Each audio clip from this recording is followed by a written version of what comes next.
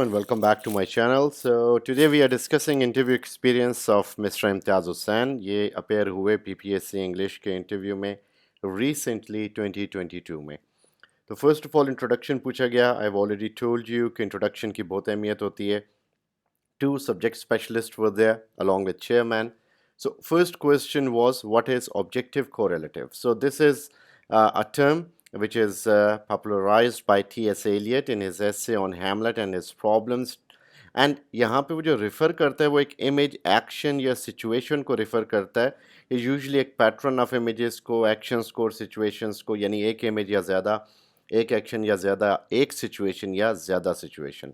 और ये जो चीज़ें हैं तीनों, यानी इमेज, एक्शन और सिचुएशन, ये इवोक करती हैं एक पर्टिकुलर इमोशन को रीडर के अंदर, और without even stating what that emotion should be. यानी वो उस चीज़ को, they are not self explanatory.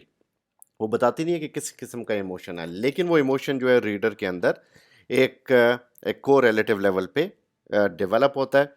फिर प्लेटोज क्रिटिसिज्म ऑन पोइट्री, जो वो कहता है कि जो पोइट्स हैं वो डेवल्स वाइन पीते हैं. इन अ वे के डेवल्स वाइन पोइट्री को कहा गया उसने. इन अ वे यू कैन से कि जो पोइट्री है वो डेवल्स वाइन है. ठीक है.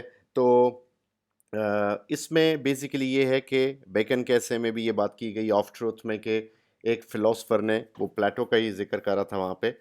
तो ऑफ ट्रूथ में वो प्लेटो के बारे में कहता है कि उसने पोइट्री को डेवल्स वाइन कहा, और जो पोइट्स हैं वो झूठ का सहारा लेते हैं, उनकी पोइट्री झूठी है, उसके अंदर झूठ है. तो अपनी आइडियल वर्ड से उसने, यूटोपिया से, उसने इन पोइट्स को निकाल भी दिया कि ये वहाँ पे नहीं होंगे क्योंकि ये झूठे हैं. फिर who is your favourite dramatist, ये भी क्वेश्चन मैंने को बताया कि इंट्रोडक्शन के साथ साथ ये भी एक इम्पॉर्टेंट क्वेश्चन है कि आपके पास एक फेवरेट होना चाहिए लाजमी, और उसके ऊपर मेरे वीडियोस भी हैं फेवरेट राइटर को कैसे चूज़ करना चाहिए. सो मिस्टर इम्तियाज़ नेम GB शॉ. सो उन्होंने पूछा GB शॉ के वर्क्स के बारे में, कौन कौन से वर्क्स हैं GB शॉ के. सो आर्म्स एंड द मैन है, और उसमें पिगमेलियन है, और डेवल्स डिसिपल है, बहुत सारे वर्क्स हैं इनके. Okay, what is the main theme of Arms and the Man? So Arms and the Man जो है ये एक रोमांटिसाइज्ड व्यू दिखाता है वॉर और लव का, और इसमें थीम है ग्रोइंग अप, और and the fact that everyone lies, हर बंदा झूठ बोलता है. सो ये इसमें मेजर थीम के तौर पे यूज़ हुआ. फेवरेट पोइट कौन सा है आपका? तो जॉन कीट्स इन्होंने कहा. क्वेश्चन पूछा गया व्हाट इज़ नेगेटिव कैपेबिलिटी, तो इन्होंने बताया नेगेटिव कैपेबिलिटी जो है वो बेसिकली एक बंदे की ऐसी, यानी एक पोइट, कीट्स के साथ ही एट्रीब्यूट किया जाता है कॉन्सेप्ट ईगोटिस्टिकल सब्लाइम और negative capability. Negative capability basically है कि एक बंदा जो है वो नेचर के जो हैं, यानी सीक्रेट्स या मिस्ट्रीज़, उनको, या दुनिया की मिस्ट्रीज़ को बग़ैर उस पे सोचे उनको एक्सेप्ट करे. यानी उसके बारे में ना सोचे कि भाई अगर दरिया बह रहा है तो क्यों बह रहा है, वो सिर्फ उस चीज़ को एंजॉय करे. नाइटिंगेल की आवाज़ उसे लेके जा रही है ट्रांस के अंदर, तो कैसे लेके जा सकती है ऑब्जेक्टिवली. वो इस चीज़ के बारे में ना सोचे, बल्कि उस चीज़ को एक्सेप्ट करे जो कि वो फील कर रहा है. फिर सेकंड सब्जेक्ट स्पेशलिस्ट ने बात करनी शुरू की कि आपने शेक्सपियर के कितने वर्क्स पढ़े हैं. तो इन्होंने बताया कि जो जो वर्क्स इन्होंने पढ़े, तो ये भी इंपॉर्टेंट क्वेश्चन हो सकता है.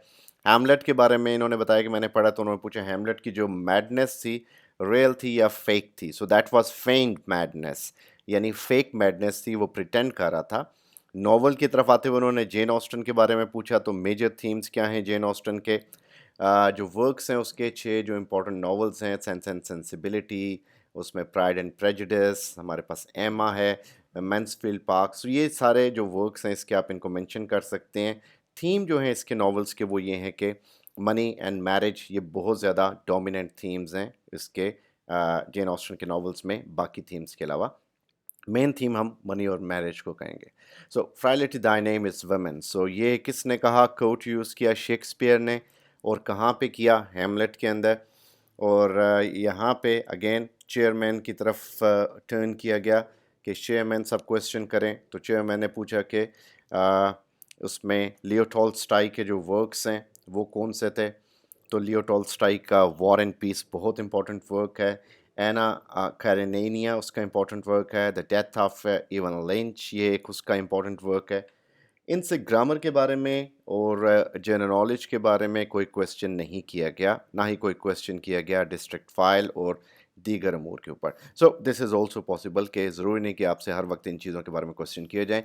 द पॉइंट इज़ कि जो क्वेश्चन आपसे किए जा रहे हैं, आप उनके आंसर्स कैसे देते हैं। सो ये वही क्वेश्चंस तकरीबन 100% जो कि लास्ट 17 वीडियोज़ जो हमारी मौजूद हैं इंटरव्यू प्लेलिस्ट के अंदर, आप वहाँ पे इनको एक्सेस कर सकते हैं। वो जो तकरीबन 400 क्वेश्चंस अगर आप उन्हें तैयार कर लेते हैं, सो आप कभी भी इंशाल्लाह फेल नहीं होंगे। So do go through that playlist of interview PPSC, वो आपको इंशाल्लाह बहुत हेल्प करेगी। तमाम कैंडिडेट्स को मेरी तरफ से बेस्ट विशेस। अल्लाह हाफिज़।